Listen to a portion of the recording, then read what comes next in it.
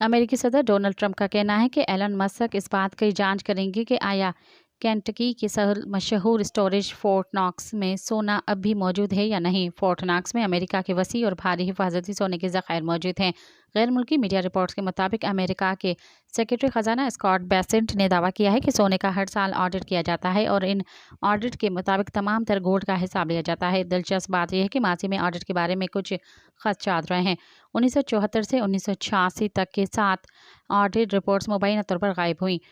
Fort Knox America की एक इंतहाई महफूज जगह है जहां सन 1937 से मुल्क के सोने और दीगर कीमती धातु को महफूज तरीके से ज़ख़ीरा किया गया।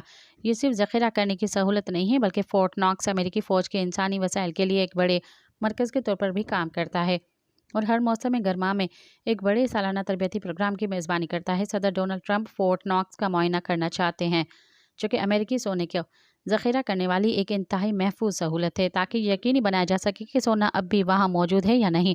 ट्रंप को खदशात लाहिक है कि फोर्ट नॉक्स से सोना गायब है। सब्सक्राइब कयो अवामी न्यूज़ HD के ताज़ा तरीन ख़बरुन ला ॾिसंदा रहो अवामी न्यूज़ HD।